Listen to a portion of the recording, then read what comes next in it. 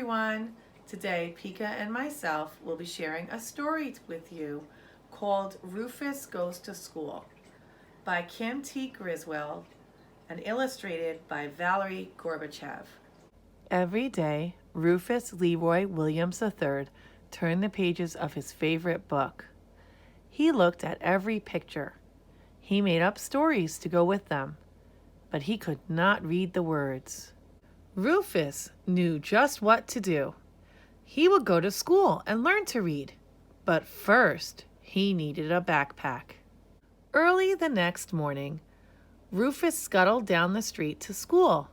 He peeked through the front door. Then he trotted down the hall to the principal's office. He was greeted by the principal's secretary.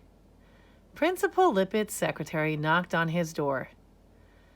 "There is a pig to see you." Rufus stepped forward. "My name is Rufus Leroy Williams III," he said.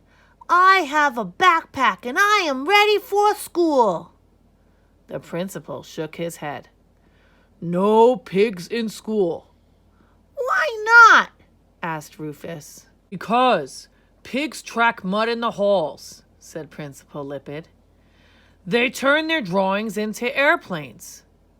They play leapfrog in class. And they start food fights in the cafeteria." Rufus frowned.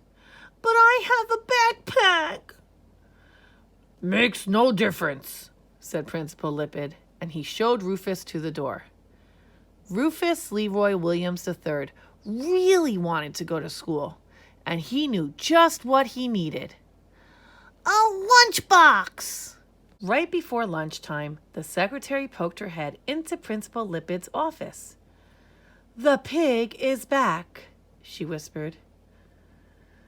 "My name is Rufus Leroy Williams III," he said.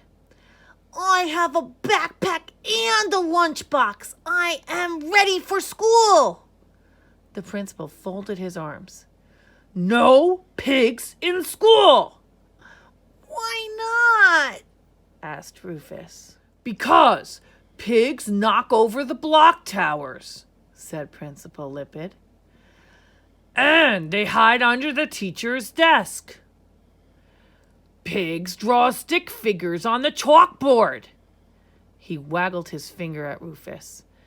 "And they chase their classmates during recess." "But I have a backpack and a lunchbox." Rufus frowned. "Makes no difference," said Principal Lippitt, and he waved Rufus out the door. Rufus Leroy Williams III really wanted to go to school, and he knew just what he needed. "A blanket." During nap time, the secretary opened Principal Lippitt's door. "Sir!" Rufus Leroy Williams III rushed past her. "I have a backpack, a lunchbox, and a blanket, and now I am really ready for school." The principal sighed. "I told you, no pigs!" "Wait," said Rufus. "I will never blow bubbles in my milk or finger paint my classmates. I will not stand on my head during nap time or leave nose prints on the windows, and I will come to school every day." "Sorry," the principal shook his head. "No pigs in school." "But I have a backpack and a lunchbox and a blanket," said Rufus. "Is that all?" asked the principal. Rufus frowned. What else could he need for school? "I have this." Rufus held up his favorite book. "And I want to learn to read it." "Ah," Principal Lippitt smiled. "That makes a difference." He escorted Rufus out of his office and down the hall. "This is Rufus Leroy Williams III," Principal Lippitt announced as they entered a classroom. "And he will be joining your class." "Hooray!" shouted the boys and girls. Rufus Leroy Williams III put away his backpack, his lunchbox, his blanket, and his favorite book. He was ready for school. Rufus loved learning the ABCs, especially the letter P.